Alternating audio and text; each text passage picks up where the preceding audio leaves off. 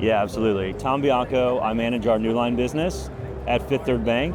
Our Newline business, for those who don't know, is our embedded payments franchise where we do issuing sponsorship, acquiring sponsorship, and then we have a modern API platform for companies connect into for payment processing. Think ACH, wire, real-time payments, etc. Part of Fifth Third Bank, which is a bank headquartered out of Cincinnati, Ohio. We announced an acquisition of a bank in the States called Comerica. After the Comerica deal closes, we'll be the 9th largest bank in the US with $280+ billion in assets.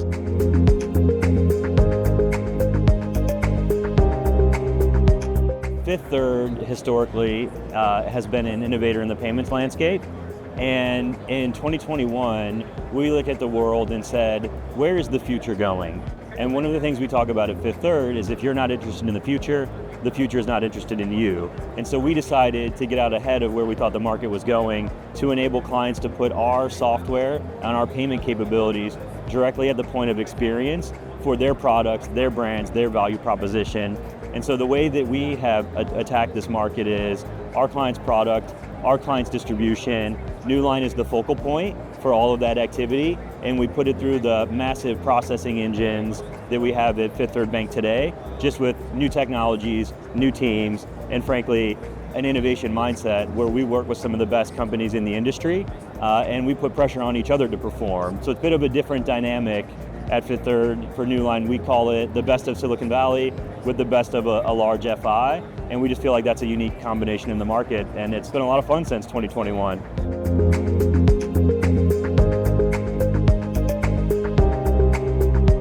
If you think about the world and the experiences that are being set today, banks aren't competing with other banks from an experiential standpoint. We're competing with Uber, we're competing with Amazon, we're competing with these companies that have set a digital first experience and a real-time expectation.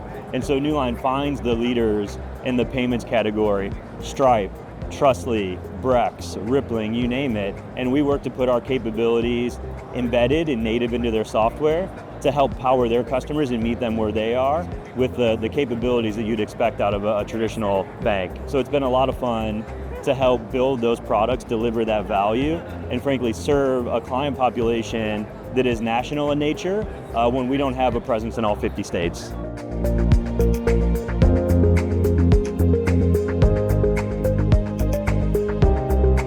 There's a lot of talk of stable coins, global payments. What are the new innovations that are coming into the market?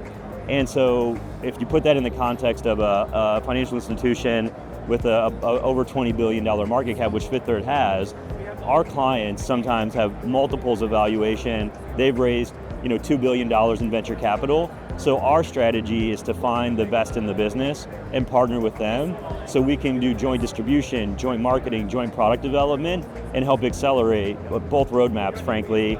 And it helps us kind of augment our product development costs because we're putting our capabilities into our clients' products. And there's a bit of a symbiotic relationship when you think about it in that context. And we're getting access to markets that we wouldn't have without a physical presence.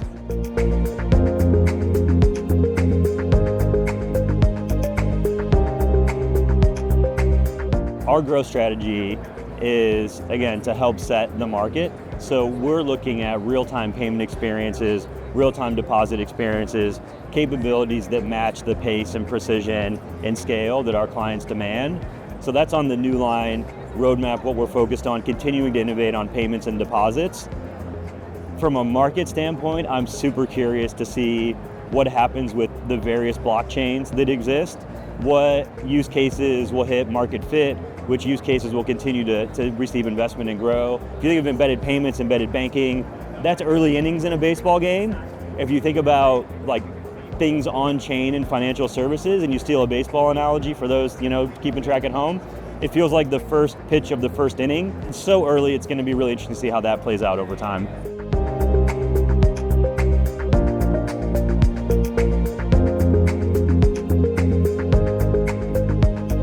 We're putting a lot of pressure on the payment networks to process payments. There's a term TPS, transactions per second. And so as we look to grow new payment methods, FedNow, real-time payments, some of those 24/7, 365 mechanisms, we'll continue to place a lot of focus and emphasis on real-time experiences, real-time integrations, real-time information share, and that will put a lot of pressure on the broader payment ecosystem from a modernization and processing standpoint. And I think you will see a convergence of the card networks, Visa, MasterCard, et cetera, and some of the more legacy, traditional payment processing systems, ACH wire, real-time payments and Fed now kind of bridge that gap. And so for us, there's just a massive amount of opportunity you can do when you've got access to a bank account through a digital app and experience, rewards, refunds, credits. There's just a lot of really interesting things that happen when you have a digital canvas and you're operating in real time.